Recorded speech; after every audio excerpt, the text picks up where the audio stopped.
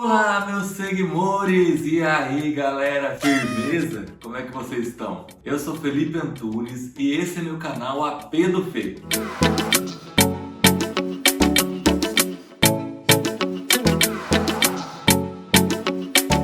Olá, meus seguidores! Muito feliz de estar aqui novamente apresentando mais um vídeo do canal. E esse vídeo, gente, vai ser um marco no canal. Porque esse vídeo, como que eu vou explicar? Não tem nem explicação, vocês têm que ver. Porque esse vídeo, eu estava ansiosíssimo para gravar esse vídeo, porque tem muita coisa legal.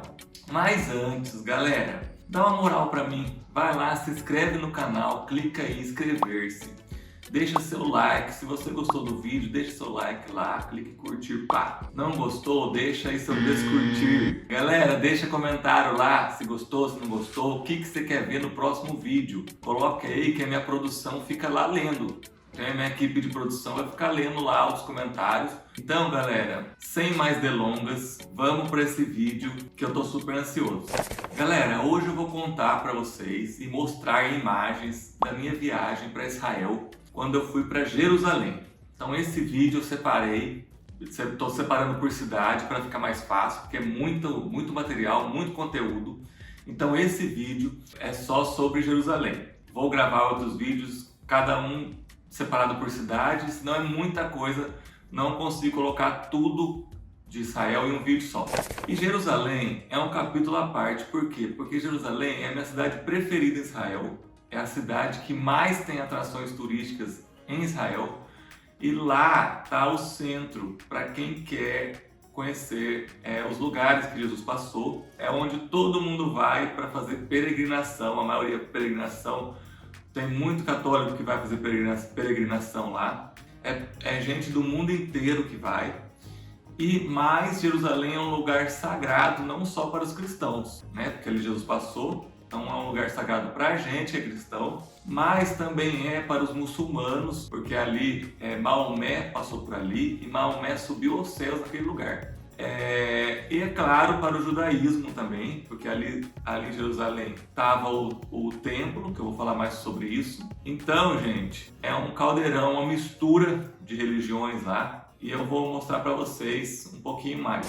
Uma coisa que chamou muito minha atenção é que a cidade ela é toda bege, meio marronzada. Por quê? Porque existe uma lei municipal que todos os prédios, todos os edifícios, casas, eles têm que ser cobertos de pedra. Gente, existe uma lei aqui em Jerusalém que todos os prédios têm que ser bege. Então, ó, você vê. Então, você não vê cor extravagante, nem nada fora além desse beijinho aqui, ó. Ou, no mínimo, tem a cor da pedra, o efeito da pedra. Então, gente, é uma cidade que não tem colorido, não tem nada muito chamativo. Por causa dessa lei, então parece que você está em outra dimensão, em outro mundo, porque ela é toda coberta de pedra, vamos dizer assim. Então qualquer edifício que for subir lá, a casa, precisa ter a cor de pedra ou ser feito de pedra, ou revestido de pedra. É uma lei e o pessoal tem que cumprir. Então, quem me falou isso foi porque eu falei, gente, mas como assim? Tudo aqui não tem cor. Aí meus amigos lá de Jerusalém falaram, não, aqui existe essa lei. Que foi uma coisa que eu, como assim? Nossa! Mas é para preservar a característica da cidade. Eu imaginava, quando eu chegasse lá, ia ser uma cidade, tal, então, daquele jeito que a gente vê nos filmes, tal, tipo o filme Aladdin. O Aladdin tá correndo pela cidade, aqueles mercadores, temperos, especiarias. Eu achei que era isso, mas eu não imaginava que tipo, as cidades de Israel e do Oriente Médio ali, a maioria, elas são muradas, então são cercadas. Não é que nem o conceito de cidade que a gente tem aqui.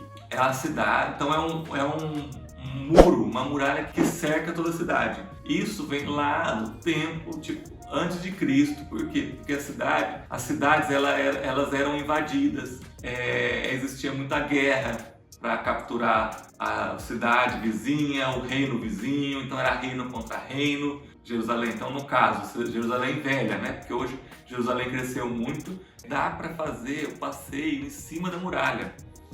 Porque como ficavam ali os guardas que protegiam a cidade, Então eles tinham que percorrer toda essa área da muralha. Então eles iam para lá e para cá. Então dá para fazer esse tour, que é o Ramparts Tour. Aí você paga e anda em cima da muralha. É bem legal porque dá para ter uma visão geral da cidade. Gente, é um lugar maravilhoso aqui. Ó, não tem nem como descrever a emoção de ver a cidade aqui de cima. Então eu tô aqui no Monte das Oliveiras. É um lugar bem agitado, né? Porque vem muitos turistas, os ônibus param lá embaixo. E agora no entardecer, a vista é maravilhosa. Ela não tá completa, né? Então tem um pedaço que não dá pra andar, chega um pedaço, chega e não vai mais. Aí você tem que descer, mas é bem grandinho. Dá pra cansar bastante. Gente, essa vista aqui é maravilhosa. Vai pra subir. Gente, aqui é um cemitério judeu e dá pra ver ali nos túmulos. Eles colocam pedrinha, então eles não colocam flores, como a gente. Cada um vem e coloca uma pedrinha como lembrança, a memória da pessoa que morreu. No total de muralhas seriam acho que 14 quilômetros. Gente, quase todas as cidades do Antigo Testamento, então na época até antes de Jesus, elas eram muradas, né? Então são muralhas em volta da cidade e somente portões davam acesso à cidade. Então, no caso aqui, Jerusalém é cheio de portões por todos os lados. Então esse daqui é um deles. Então, você anda menos que isso, mas é bastantinho. Então quem for, que tenha um bom preparo físico.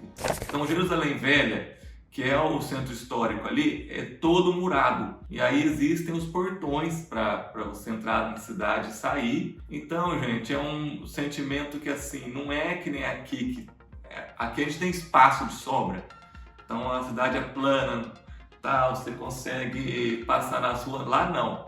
Lá é tudo fechado, ruazinha lá dentro. Gente, tô eu de novo andando nesses lugares mais sinistros aqui, ó. Ninguém aqui, ninguém acolá. E vamos que vamos. Então lá dentro mesmo não dá para passar carro em muitos lugares. Na maioria dos lugares lá dentro da Jerusalém não entra carro. Só em alguns trechos que dá para entrar, porque é tudo estreitinho. E um labirinto, é um labirinto. Gente, estou dando um rolê aqui em Jerusalém à noite, então aqui tem muito nesses becos aqui, sei lá, esses túneis, não sei como que fala isso aqui.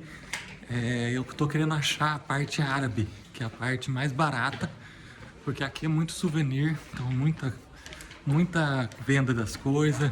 Lembrando que Jerusalém ela foi destruída 2 vezes, então ela teve 2 quedas. Ela foi sitiada 23 vezes, ela foi atacada 52 vezes e foi recapturada 44 vezes. A primeira destruição de Jerusalém aconteceu em 586 a.C. O que aconteceu? O Império Babilônico invadiu Jerusalém, pegou todos os judeus que moravam lá, todo mundo que morava lá, acabou com a cidade, arrasou a cidade. Na Bíblia, há muitos relatos desse acontecimento. Por quê? Porque profetas já tinham dito que Jerusalém seria arrasada e por causa da desobediência do povo de Israel, Jerusalém seria totalmente arrasada. Gente, é um barulho, é geladeira que está fazendo barulho.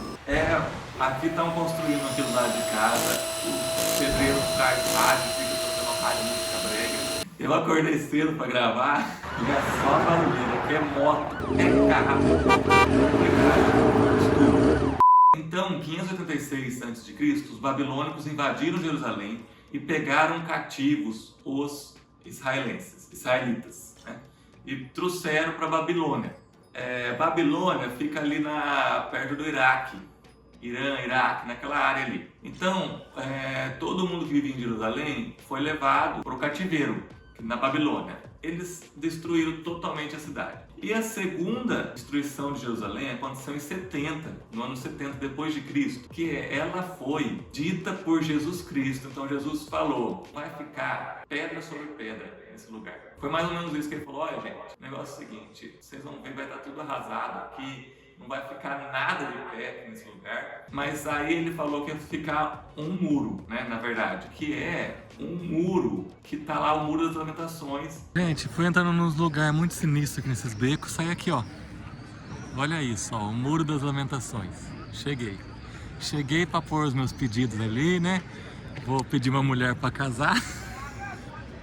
Então eu vou pegar um papelzinho aqui para escrever. O Muro das Lamentações é o que sobrou do antigo templo, né? Porque no ano de 70 depois de Cristo, Jerusalém foi destruída, sobrou só aquele murinho. Gente, eu fiz um post porque eu tenho recebido muitas mensagens, o pessoal pedindo para eu colocar o nome e pedir oração lá no Muro das Lamentações. Então foi o seguinte, eu fiz um post. Todo mundo que quiser, vai lá, comenta no post, coloca nome ou algum pedido de oração, que eu vou colocar tudo no papel e enfiar lá no Muro das Lamentações. Então eu vou colocar tudo de uma vez só. Então vai lá, vou colocar o post aqui para vocês irem lá. Então é por isso que os judeus fazem as orações, as rezas ali naquela parte. Porque aquilo lá é a única coisa que sobrou do templo construído ali em Jerusalém.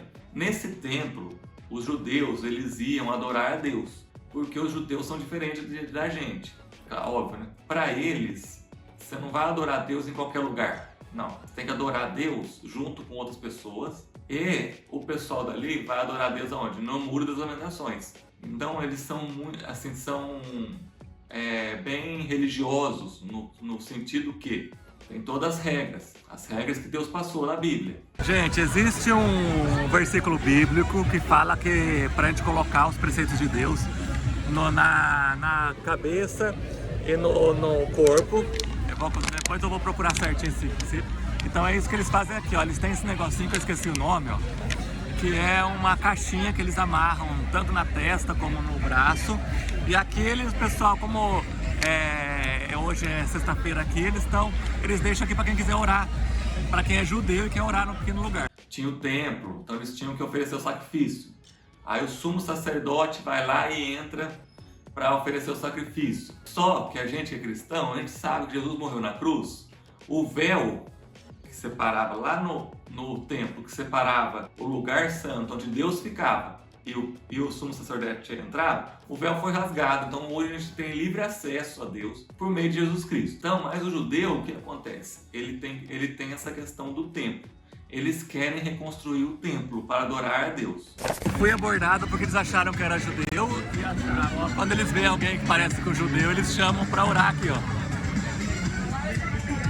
Foram então os dois marcos principais de Jerusalém, essas duas quedas. E foi no ano 70 que os romanos invadiram lá, acabaram destruindo o templo, o resto que tinha de coisa lá que eles tinham reerguido. E aí depois a cidade passou pela mão de vários impérios. E então, gente, a cidade é cheia de camadas. Quando os arqueólogos vão escavar a cidade, existem muitas camadas, muitos estratos que eles falam, né? Então eles têm que ir camada por camada. Por quê? Porque cada povo que invadia Jerusalém, eles construíam por cima do que estava. Então vamos supor, Jerusalém foi destruída, pá. Aí eles construíam por cima. Então ficou aquela camada da antiga Jerusalém lá embaixo. E isso eles iam reconstruindo. Então quando a escavação foi feita, por exemplo, tem um lugar em Jerusalém que chama o Cardo. O Cardo era onde era o comércio do local. Então fizeram a escavação, acharam o local lá dentro. Ele fica bem embaixo. Então você está aqui, o nível do Cardo está aqui, que era do comércio.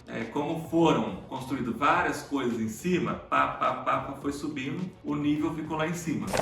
A Torre de Davi, lá em Jerusalém, é o monumento mais antigo da cidade, que é uma fortaleza, que é desde a época de Davi, que ela foi usada na rebelião judaica. Na história de Jerusalém, aconteceram vários, que eu falei, guerra, invasão, tal. O que acontece? Os judeus, eles se rebelaram muitas vezes contra os reinos que ocuparam ali, e ali aquela fortaleza ela foi usada nessa rebelião, na principal rebelião judaica. Um dos lugares mais visitados de Jerusalém é a Via Dolorosa, que é o local onde Pilatos manda prender Jesus e começa o flagelo dele. Então dá pra ver aqui, ó, tem umas inscrições nesse arco. E aqui eles colocam a coroa de espinho em Jesus. São 14 estações, então o local é muito visitado por católicos, principalmente católicos ortodoxos do mundo inteiro. Então é muito comum encontrar os católicos ortodoxos lá da Rússia e do leste europeu fazendo esse caminho aí. Então é muito comum encontrar o povo do leste europeu lá peregrinando. Existem vários tipos de peregrinação para Jerusalém. Os lugares onde vão os católicos são diferentes dos lugares onde vão os evangélicos, por exemplo. Por quê? Porque os católicos eles vão visitar a maioria das igrejas, das basílicas que foram construídas pela Igreja Católica, que muitas vezes no local só consta aquela igreja católica, e não consta mais nada referente ao período bíblico. Então o que acontece? Os católicos eles visitam esses lugares, só que os evangélicos, aí quando é um lugar só da Igreja Católica, não costumam ir. A Via Dolorosa ela é composta por vários locais, né, várias estações, com muitas igrejas católicas. Então os evangélicos acabam passando por esses lugares, mas não fazem a peregrinação conforme os católicos. O Santo Sepulcro é um capítulo à parte. Por quê? Porque é um tumulto, é um tanto de gente ali naquele lugar, uma bagunça, uma coisa que você fala, um tumulto. Olha, não tem como explicar, só indo. O Santo Sepulcro é considerado para muitos o local onde Jesus foi sepultado, certo? Os historiadores acreditam que realmente aquele lugar foi o lugar que Jesus foi sepultado. Os arqueólogos acreditam, muitos arqueólogos acreditam nisso, muitos historiadores acreditam nisso. Porque em Jerusalém existe um outro local, que é o local da tumba, o Jardim da Tumba, que é aquele lugarzinho maravilhoso que a gente vê em vídeos do pessoal chorando, se emocionando, que é da tumba de Jesus. Então tem uma portinha lá, escrito Jesus, ele não está aqui. E aí o pessoal entra lá dentro, tem que nem um lugar, tipo um banquinho assim e tal. Então, gente, muito emocionante, lindo o lugar. Mas, conforme os relatos bíblicos, aquele não era o lugar. Então, se você for pensar certinho, porque o que acontece? Tem a questão do fora de Jerusalém e dentro de Jerusalém. Esse Jardim da Tumba onde colocaram, ele está fora dos muros. E tem, perto desse jardim aí, desse Jardim da Tumba, tem o que eles chamam de Gólgota. O que acontece? É como se fosse uma rocha assim, uma rocha escarpada, que forma o desenho de uma caveira. Então realmente, se você olhar lá, tem uma caveira. Você olha assim, parece um esqueleto. Mas o que acontece?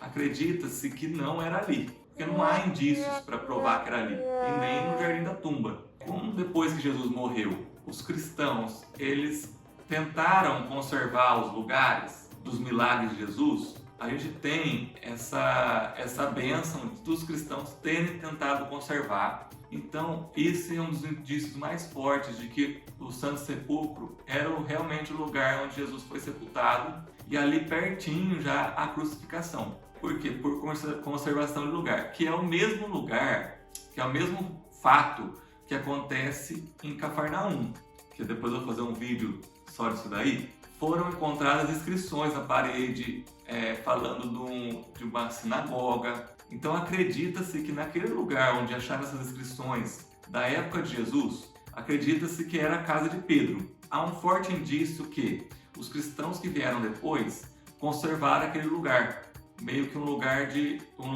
meio não sagrado, um lugar tradicional para eles. Há forte indício. Galera, agora eu quero falar da gastronomia de Jerusalém. O pessoal falava... Por que você escolheu ir para Israel? Pela comida. Então a comida era uma coisa que eu queria muito experimentar, aquela comida deles. Por quê? Porque eu já tinha visto em programas, sabe? Não sei se vocês assistem aquele programa, uma vez eu assisti programa tipo Comidas Bizarras, e aí mostraram várias coisas, eu falei, nossa, preciso ir para esse lugar comer essas coisas. Então, gente, a comida lá em Israel é basicamente o quê? É basicamente o falafel, shakshuka, pão pita, o shawarma. Então eu vou explicar para vocês o que é cada coisa. O falafel nada mais é do que aqueles bolinhos de grão de bico. Então eles moem o grão de bico lá, colocam os temperos e aí fazem a misturinha, frita. Fritou aquilo lá, ficou o bolinho. Aí tem o hummus que eles comem, que a gente consegue encontrar aqui no Brasil fácil. Agora tem bastante no supermercado. E aqui no supermercado tem, igual tem lá no supermercado em Israel, que é o hummus, tipo na embalaginha lá, fresquinho. O hummus o que é? É o grão de bico moído. Então nada mais do que o grão de bico. Então eles deixam de um dia para o outro ele amaciar na água, não é amaciar, deixam de molho na água. Depois eles cozinham na panela de pressão e aí eles batem esse grão de bico, um pouco da água dele que foi fervida, colocam um pouquinho de alho, azeite. Então esse é o principal. Esse hummus, eu queria falar que na Palestina ele é servido de uma outra forma. Na Palestina ele é servido com o sumagre, que é o sumac, que é um temperinho vermelho. Eles colocam esse temperinho em cima do hummus assim, para ficar... Eles salpicam esse temperinho vermelho. O que não acontece em Israel. Então os judeus eles não costumam comer com sumagre, mas os palestinos e jordanianos comem com sumagre. Só que quando a gente fala em falafel, que é o bolinho, não é só o bolinho. Eles comem o lanche, que seria o falafel, que é, vamos supor, o sanduíche. Eles pegam pão pita, que o pão pita é aquele pão sírio que a gente encontra aqui no Brasil, que ele é redondinho assim. Aí eles fazem um cortinho em cima, aí dá pra você rechear, porque você cortou ali, dá pra você rechear. Então eles colocam ali pepino cortado em cubos, tomate cortado em cubos, colocam também o pepino cozido. Então eles cozinham o pepino lá, cortam e colocam. Eles colocam como se fosse um molho de iogurte temperado, em alguns casos. Mas o principal é o tahine. O tahine é o que? É o gergelim moído, vai formar aquela pasta maravilhosa. E aí eles colocam o tahine, esse tahine ele é temperado com um pouquinho de limão. Me dá até água na boca. E também, em alguns lugares você acha um molho que eu esqueci o nome, que ele é como se fosse um chutney de manga. Então eles pegam a manga e fazem um molho pimentado de manga, então fica um molho bem amarelo, bonito, e colocam ali também. Aí eles colocam também as bolas, né, dos falafels, os bolinhos. Então, gente, essa é como se fosse o arroz e feijão nosso. O que acontece? Eles comem esse sanduíche de falafel todos os dias, a qualquer hora do dia eles podem comer. Então, para eles, é um dos pratos principais. Por quê? Porque carne lá, gente, carne é artigo de luxo. É muito difícil comer carne de vaca lá. Você consegue achar? Consegue achar, mas é muito difícil. Então, a dieta deles é baseada principalmente no grão de bico. Por quê? Porque tem o falafel, o hummus. Então, é de lá que eles tiram as proteínas necessárias. Então, a carne eles comem, mas muito pouco. Então é muito comum encontrar gente bem magra. A maioria dos israelenses são magros, não tão inchados que nem o nosso, porque a gente come muito mais carne. Então a propensão a ficar maior é muito maior por comer tanta carne que nem a gente come. Então, gente, vou falar, eles são bem mais saudáveis que a gente. Eu não sou vegetariano, não sou vegano, mas eu consegui comer bem tudo lá, porque o que acontece? As leguminosas deles trazem as proteínas tal que a gente precisa, tem o grão de bico que é muito rico em proteína, então gente, passei bem. Eu dei uma emagrecida sim, eu também andei muito. Gente, sobre andar muito, quero abrir um parênteses aqui, uma coisa que eu sempre falo aqui, já falei em outros vídeos. Pessoal que vai viajar, caravana para Israel, excursão para Israel, né? Então vai aquelas senhorinhas, vou conhecer os lugares de Jesus. Ótimo, senhorinha, que legal. Gente, eu achava que eu ia ver um monte de brasileiro aqui. Não encontrei nenhum ainda, eu acho que eu encontrei um casal que eu vi falando português por aí. E mais nada. Por quê? Porque quem vem do Brasil vem em caravana, vem em grupo, então eles já vão para lugares específicos, que são os lugares turísticos. Mas o que acontece? A pessoa vai querendo ser curada, ser transformada, a pessoa chega toda estrupiada, porque precisa andar muito. Então, o que acontece? Os ônibus, eles vão nos lugares principais? Vão, só que o que acontece? Desceu ali do ônibus, é morro, sobe morro, desce morro, e desce, vai pra lá e vai pra cá. Anda-se muito nessa viagem. Então, gente, todo mundo que vai fazer caravana para Israel, não só para Israel, qualquer viagem que eu faço, é bom fazer um preparo físico antes, para não sofrer o baque. Porque eu conheço gente que já chegou tudo estrupiado, com a perna ruim, foi de um jeito, voltou do outro, de tanto que andou. Então vamos preparados. Outra comida muito comum lá é a shakshuka. A shakshuka, gente, ela é conhecida ali no Oriente Médio, então não só os israelenses fazem essa comida, mas todo o povo ali árabe costuma comer. O que é? Nada mais é do que a gente costuma fazer aqui. Eu fico lembrando, é parecido no México, tem um negócio que chama huevos rancheros. Huevos rancheros. Que uma vez veio um mexicano aqui em casa e falava que ia fazer um huevos rancheros. O que é? Nada mais é do que a shakshuka. O ovo, então você faz um molho de pimentão, tomate, olha, me água na boca. Pimentão, tomate, faz aquele molho e joga o ovo ali e deixa o ovo cozinhar. Você quebra ele, coloca ali. Então deixa ele chegar no ponto ali no meio do molho de tomate, do pimentão. Então basicamente é isso. Não é uma coisa muito diferente da gente, só pelo fato de que é mais apimentado. Sobre a pimenta, muita gente que vai para lá, para Israel, reclama da pimenta. Ah, porque aqui é tudo mais apimentado. Realmente, tem muito pimenta nas coisas. Só que o que acontece? Tem que ver o que come também, né, galera? Então, por exemplo, quando eu comi esses lanchinhos, esses sanduíches de falafel, você compra um sanduichinho de falafel, tal, é bem mais barato que as outras coisas, né? E aí, eles deixam uma tigela em todos os lugares, assim, onde vende esse falafel, eles deixam uma tigela com picles.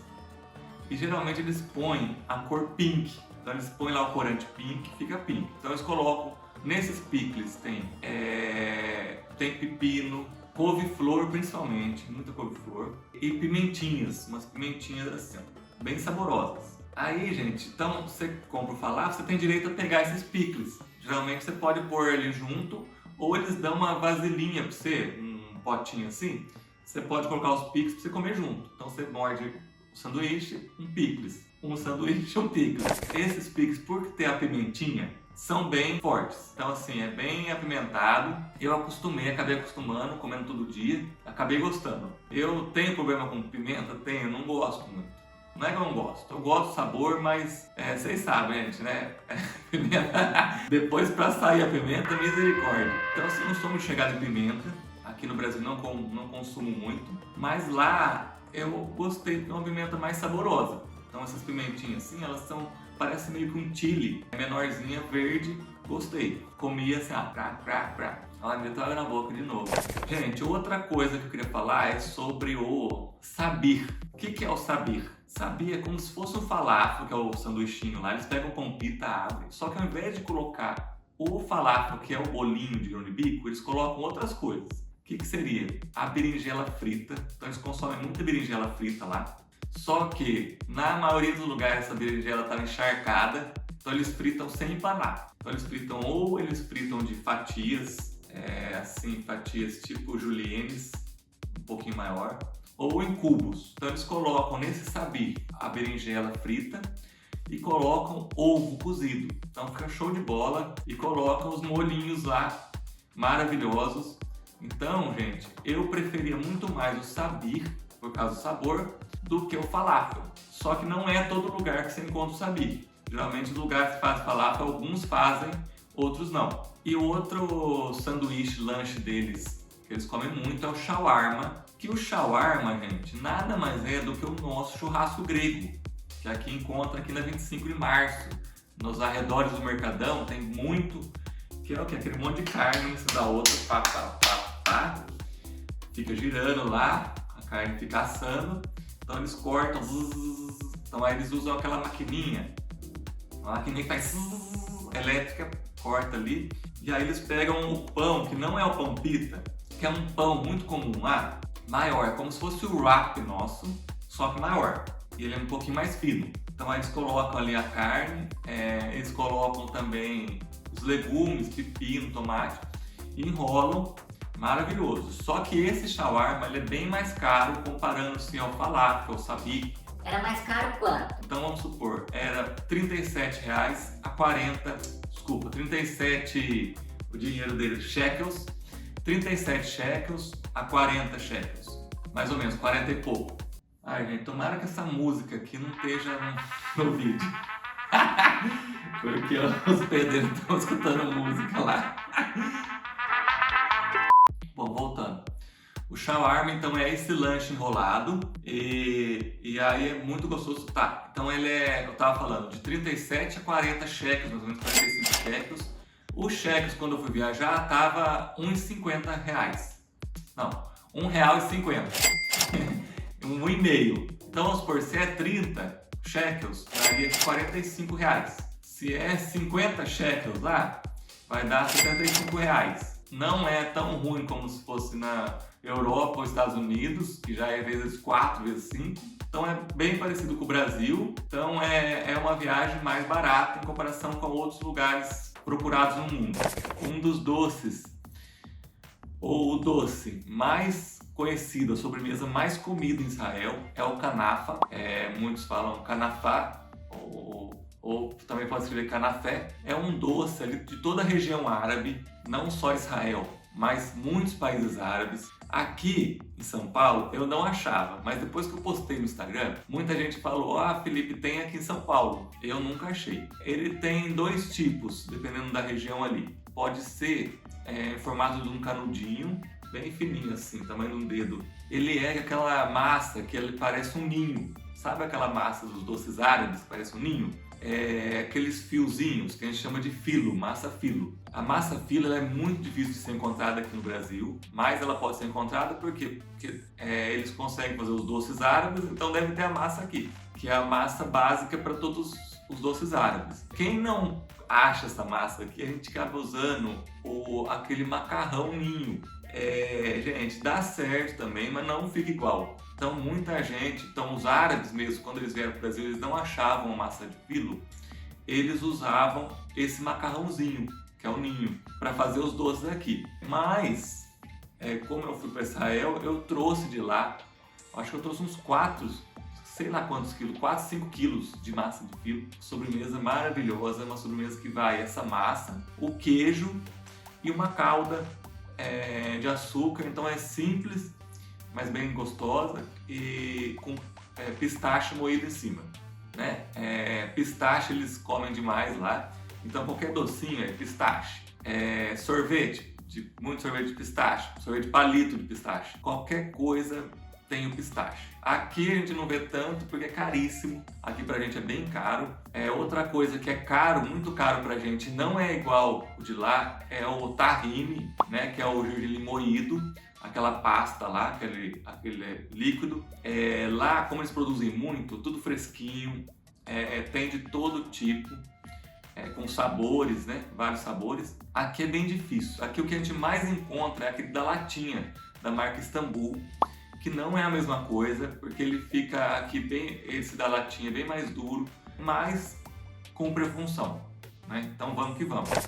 Jerusalém é dividido em 4 bairros, então bairro muçulmano, judeu, cristão e armênio. Gente, eu tô no lado aqui de Jerusalém, que é uma mistura louca. Então aqui tem muçulmano, tem os judeus, pensa num negócio assim, todo mundo junto e misturado. O menor bairro é o bairro armênio. Então, para quem não sabe, os armênios eram um povo ali da região.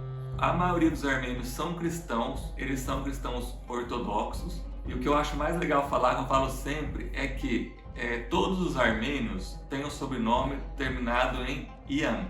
Então, todo mundo que termina com Ian, no sobrenome, veio da Armênia, né? Tem descendência de armênios. Então, por exemplo, Araci Barabarian. Então o bairro armênio é bem pequeno, então é uma ruazinha principal ali no canto de Jerusalém que tem as lojinhas, então eles vendem muito artesanato, tipo de porcelana, porque os armênios eles têm essa tradição de muito artesanato, coisas finas também, porcelana, tapeçaria, Então é bem legal visitar. Se tiver dinheiro para comprar, aí é melhor ainda. Agora, o bairro muçulmano é o maior bairro que tem. O bairro muçulmano ele fica perto da porta, né? Porque, como eu falei, Jerusalém tem vários portões. Então, ele fica na porta de Damasco. Então tem lá a porta de Damasco. Gente, cheguei no bairro árabe, até que enfim, porque aqui é tudo mais barato. Aqui, ó, vou mostrar pra vocês esse negocinho verde, não sei o nome, vou pesquisar depois. Tem um sabor meio de jambo, parece um jambo azedo. Ó. O que tem nesse bairro, gente? Eu não saía desse bairro muçulmano porque lá estão as comidas mais baratas de Jerusalém. Então, como eu falei, os muçulmanos eles são um pouco mais pobres que os judeus, né? Se não muito mais pobres, estou falando no geral. Então, a comida acaba sendo mais barata. Pessoal, para quem não sabe, isso daqui é uma toranja, ó. Olha isso daqui, ó. E lá no meu canal, aqui, eu vou colocar o link aqui, o AP do Fê, eu faço várias receitas com toranja, então corre lá, dá uma olhada, vai lá pessoal, se inscreve, curte, comenta, se gostou, coloca lá um curte e ativa o sininho para as notificações. E a comida é muito boa, então eu saía todo dia para ir lá para a porta de Damasco, que ali estão os restaurantes, as lanchonetes, os barzinhos, tudo muçulmano. Eu falei barzinho, mas tipo, a religião islâmica, ela considera pecado grave a bebida. Gente, e eu já falei para os meus amigos judeus, eu me sinto muito mais à vontade em bairro que é de árabe, né, dos muçulmanos, do que no dos judeus, porque do judeu é tudo mais caro. E dos muçulmanos é tudo mais, eles são mais pobres, acho que é por isso que eu me identifico. Tudo mais barato. Então todo mundo sorto, livre, entendeu? Não tá nem aí com nada. Então, beber eles não bebem, a não ser escondido, mas fumam muito. Então eles descontam. O que o brasileiro desconta na bebida, o muçulmano ele desconta no fumo, na fumada. Então no barzinho você não vai encontrar álcool, você não vai encontrar bebida alcoólica nenhuma. Quer dizer, você pode encontrar lá, mas aí já é algum comércio regulamentado, sei lá, bem difícil de achar e caríssimo. Então eles não bebem, só que aí você vai num barzinho, tipo, tem muito café, tem a xixa, né, que é o narguile, que eles fumam, e outras coisinhas mais. Aqui nessa loja árabe dá pra ver que eles gostam bastante de incenso, ó, porque eles têm essa resina de incenso. Essa resina é aquela que é usada pelos padres, muito na igreja ortodoxa grega, na russa, e quando tem dias festivos na igreja católica, eles usam no incensário. Eu ia muito para a porta de Damasco para comer o falafel, às vezes comia shawarma, comia os doces árabes também. Ali eram os mais baratos de tudo que eu percorri ali em Jerusalém. Então o bairro muçulmano é o maior, e ali no bairro muçulmano tá a Via Dolorosa. Então, para quem vai fazer a Via Dolorosa, ela fica no bairro muçulmano.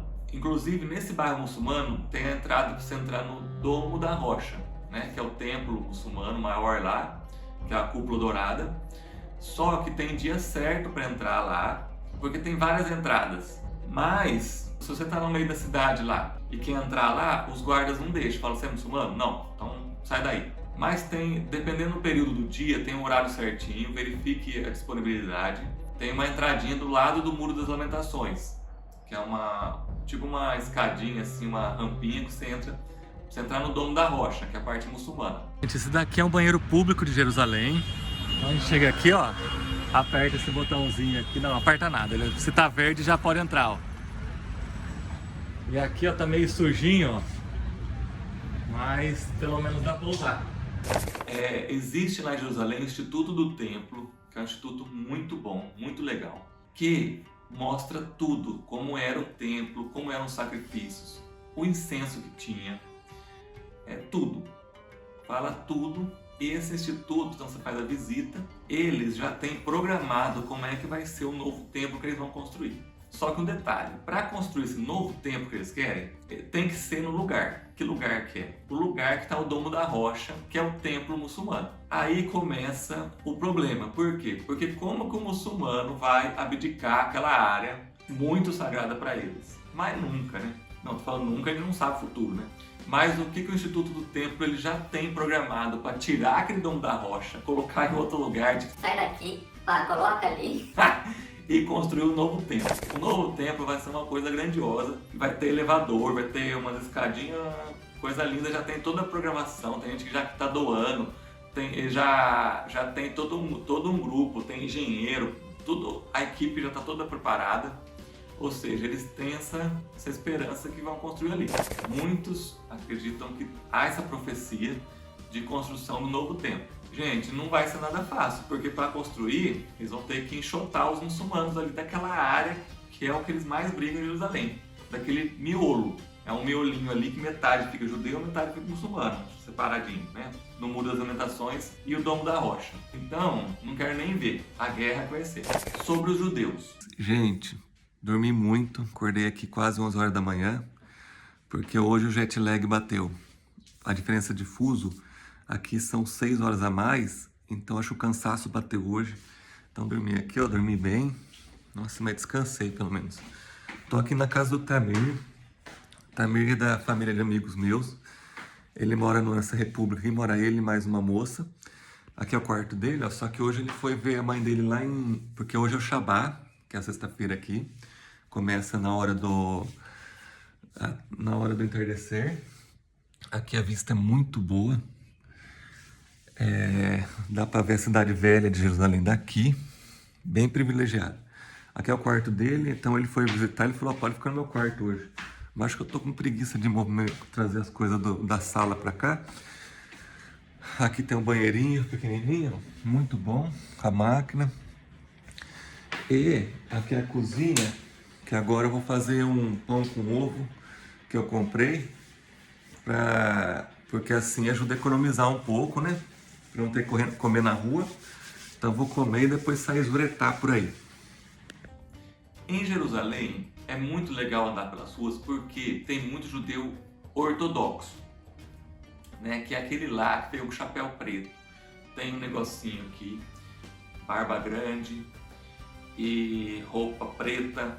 Então tem muito judeu ortodoxo em Jerusalém. Galera, agora eu já tô pronto para sair. Vou sair para a rua. O tempo tá mais ou menos, acho que vai chover hoje. Vou encontrar agora um colombiano que é também do Couchsurfing e a gente vai pro mercado. Gente, tô aqui com meu amigo Ricardo Teló, da Colômbia. A gente tá passeando aqui, ó. Olha a diferença do tamanho. Coisa que você não encontra tanto em outras cidades de Israel. Por Jerusalém ser uma cidade muito religiosa. Então ali está o epicentro da religião. Então é muito comum ver em todos os lugares esses judeus ortodoxos. Gente, eu estou num bairro ultra ortodoxo aqui de Jerusalém. Para quem não assistiu ainda, eu recomendo muito que assista a série Nada Ortodoxo, que está lá na Netflix, que mostra bastante como que é o cotidiano dos judeus ultra ortodoxos. E aqui dá pra ver, ó, que eles se vestem. Aqui todo mundo anda de preto, com chapéu, ó. Aqui. Então eles estão se preparando para as compras do Shabá. E o que mais me impressiona é que a mulher casada aqui, ela tem que raspar a cabeça e andar só de peruca. O que eu acho um crime. Mas não podemos julgar, né? Então vou tentar mostrar para vocês mais o pessoal aqui. Eles são tão ortodoxos que eles não querem papo com ninguém. Eles conversam com a gente. Mas não esperem muito deles. Por quê? Porque conforme a religião, eles não podem ficar com muito papinho, ajudando muito, então eles se ajudam entre eles. Então é muito comum a gente precisar de ajuda, você pode pedir ajuda, informação. Alguns dão, mas a maioria não fala inglês. Gente, eu vim nessa loja aqui, ó, que eu achei bem barato esse esquipar, ó. Eu não ia comprar, mas agora eu vou comprar porque eu quero que façam um preço mais barato pra mim no mercado. Então eles vão ver que eu sou judeu e vão baixar os preços pra mim.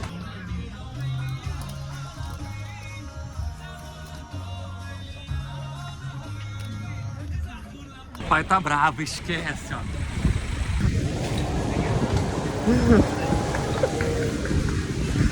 Os ortodoxos, eles não vão para a escola regular que nem os outros judeus que não são ortodoxos, acabam não tendo a mesma educação que um judeu que não é ortodoxo tem.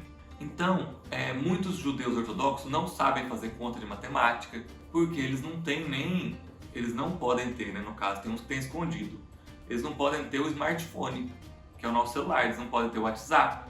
Eles não têm Facebook. Não podem ter várias coisas. Então, eles ficam bem restritos. E isso acaba fechando eles ali naquele mundo, que quando vem alguém do exterior, contato, eles acabam meio que não tendo muito contato.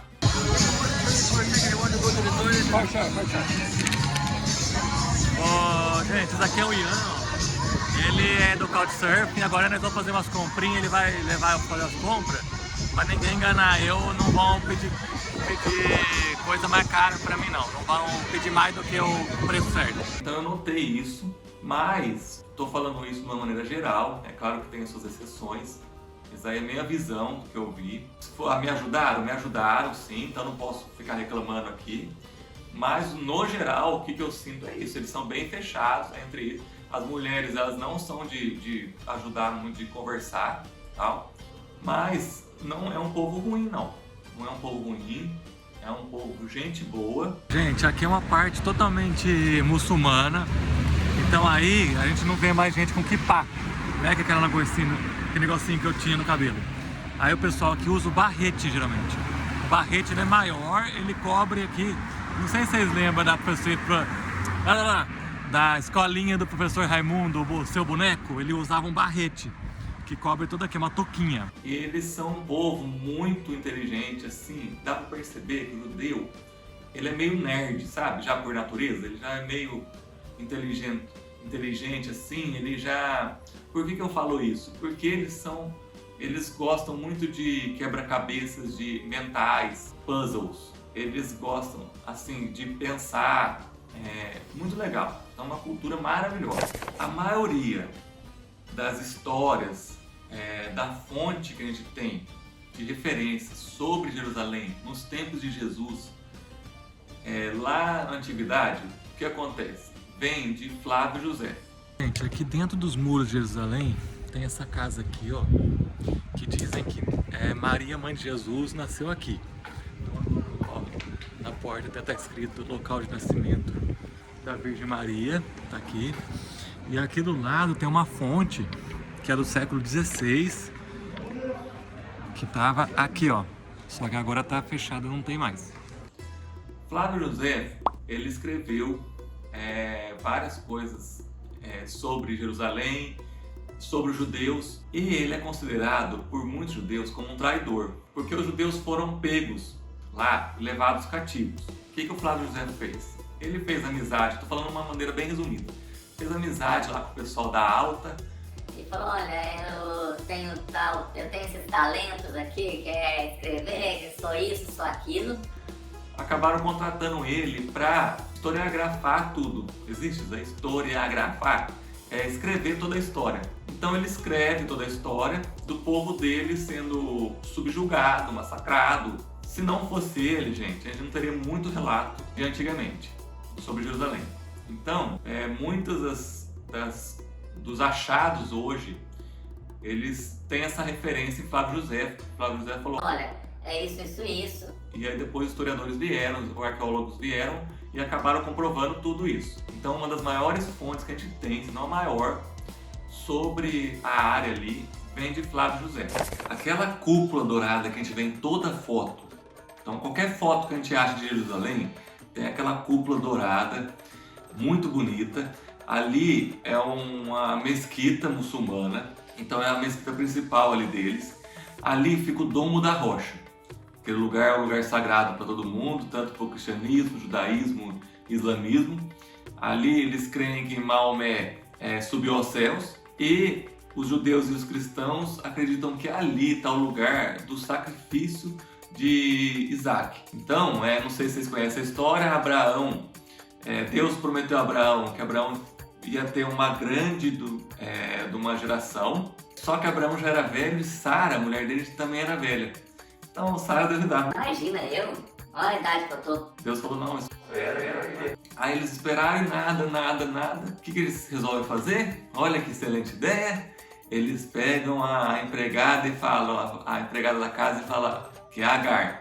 Então foi o seguinte, Abraão vai ter um filho com você e beleza. E assim a gente vai ter o filho que Deus prometeu. Então Abraão se deita com Agar, eles têm um filho que é Ismael.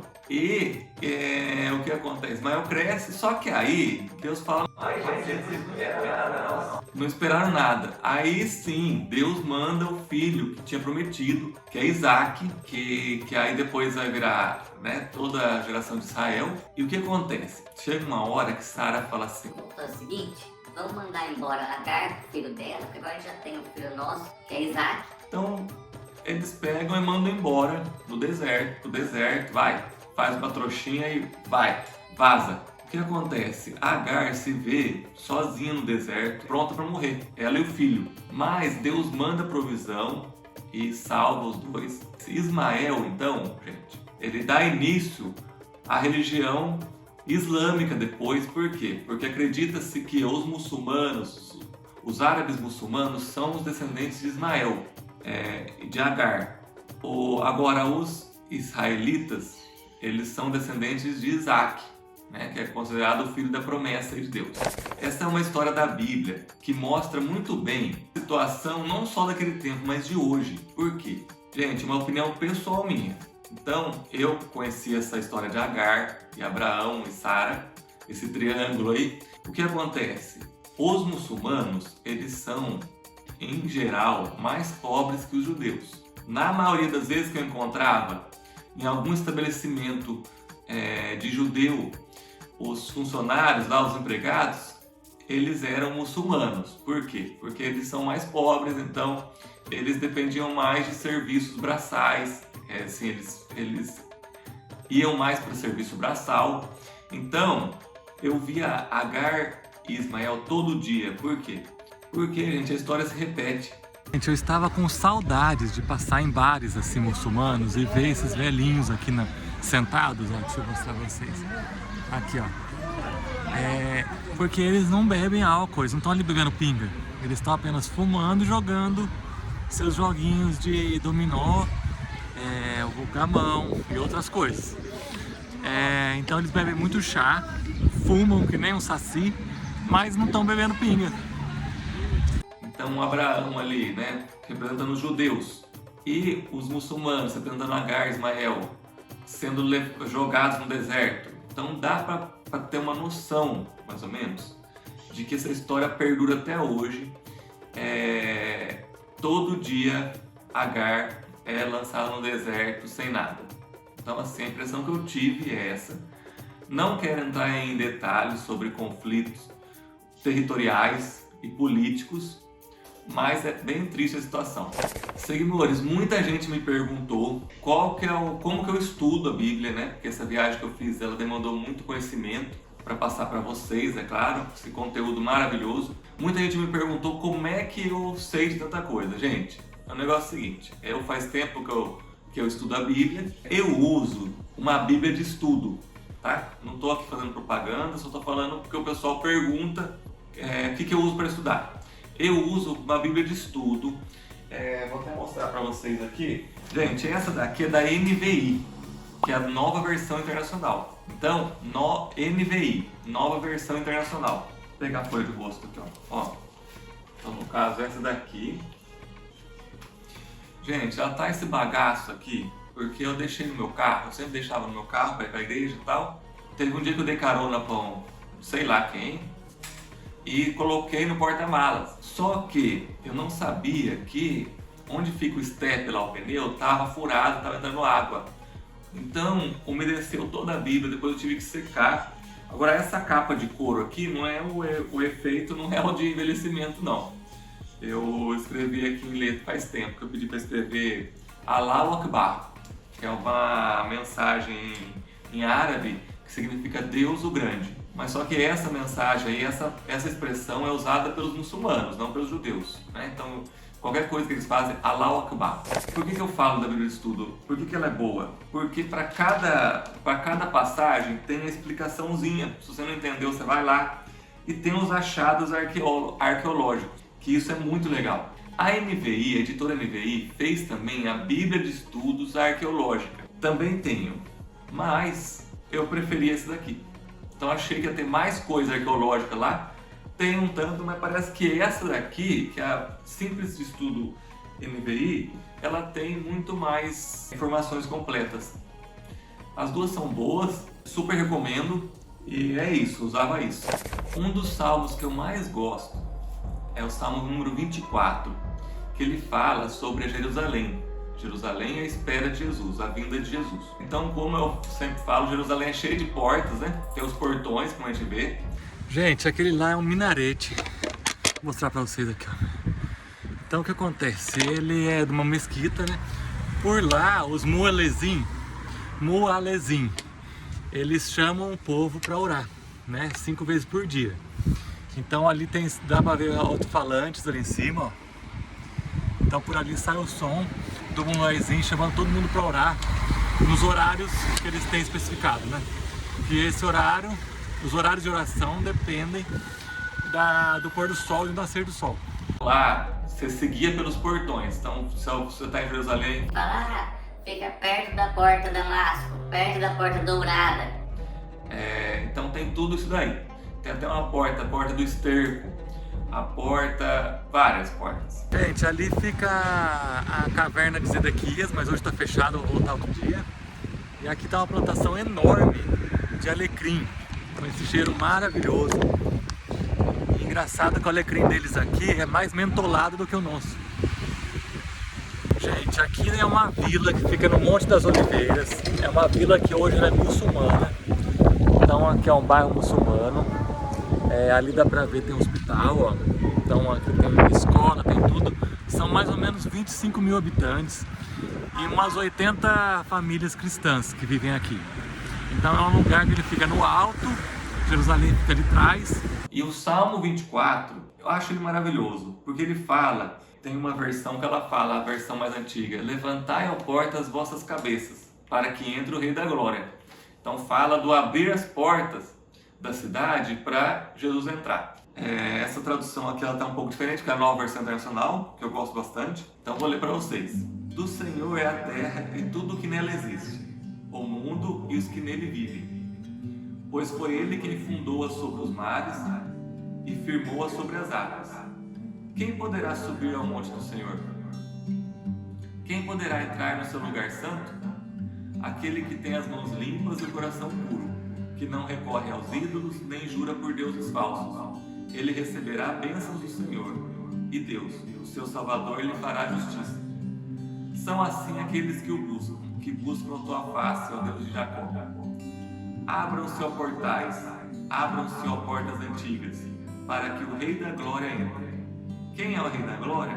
O Senhor forte e valente, o Senhor valente nas guerras. Abram-se, ó portais, abram-se, ó portas antigas, para que o Rei da Glória entre. Quem é esse Rei da Glória? O Senhor dos Exércitos. Ele é o Rei da Glória. Para quem vai viajar para Israel, é muito importante ter em conta na agenda a questão do sábado, que é o Shabat. Esse bairro aqui tem poucos turistas e umas lojas assim, mais chiques, com roupas. Então o pessoal está em peso aqui, os judeus estão em peso. Hoje está um fervo isso daqui porque vieram fazer as compras para o Shabat. Então aqui, ó, muito legal essa parte aqui. Porque, gente, no Shabat começa do pôr do sol da sexta-feira até o pôr do sol do sábado, acabou. Tudo fechado. Então tudo que é bairro judeu, tudo que é comércio de judeu, fica fechado porque eles guardam o sábado. Gente, o sol tá se pondo lá, ó, e tá uma correria aqui pra terminar o serviço, todo mundo fechando, um corre, porque eles têm que terminar tudo até o sol se pôr. Então, gente, é importante verificar muito bem o que vai se fazer no final de semana por conta do transporte, porque nem o transporte público funciona. Gente, fui vestir mais blusa porque aqui tá um vento gelado, tá esfriando. Ainda bem que eu escutei minha mãe falou, leva a blusa que vai ventar. E aí eu trouxe blusa, que bom, já coloquei 2 e bora. Em algumas cidades, que nem Tel Aviv, eles põem um transporte no final de semana, durante o Shabat, para levar turista, assim, mas é bem pouco, ele é mais complicado achar esse transporte aí. Agora, em Jerusalém, esquece, porque é muito difícil achar transporte público no sábado, a não ser que seja no bairro muçulmano, porque os muçulmanos não guardam o sábado. Então, lá você pode achar van, ônibus. Então, a opção, quando é no Shabat, eu recomendo ficar na parte palestina. Se quiser conhecer os palestinos lá, conhecer a Palestina, aproveita e fica por lá. Por quê? Porque lá eles não guardam o sábado, então você vai conseguir transporte, lojas abertas. É isso. Galera, lembrando mais uma vez, dá uma moral pra mim aí, se inscreve no canal se você não é inscrito. Se você gostou do vídeo, curta, compartilhe, manda pra família, manda pros amigos, porque é um tema muito interessante. Então assim, todo mundo tem essa curiosidade de saber como é que é. Então, pra mim foi uma viagem maravilhosa. Gente, aqui não há nenhuma preocupação com alguém tentando roubar, tanto em loja ou na rua, então você não tem preocupação nenhuma, você pode andar com o celular.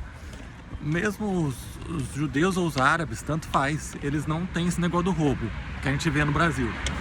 Mas, em contrapartida, há um medo constante de ataques.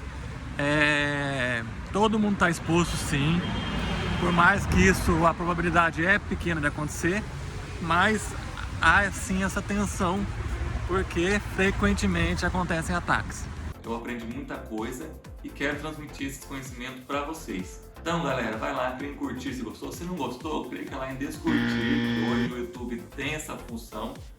Ele dá essa função para quem não gostou. Clica no sininho, tem um sininho lá quando você vai inscrever. Então se você clicar lá, você vai ativar as notificações. Então toda vez que sair um vídeo novo no canal, você vai receber uma notificação, vídeo novo no canal, tal vídeo. Deixe seu comentário, o que você quer ver nos próximos vídeos. Escreve aí o que você achou, se você já viajou para esse lugar, escreve. Se você tem vontade de viajar, escreve, deixa seu comentário ali, que a nossa produção sempre lê os comentários e a gente faz os vídeos conforme o povo pede. Então é muito importante isso. Então galera, bora lá, inscreve-se no canal, porque o canal é AP do Fê.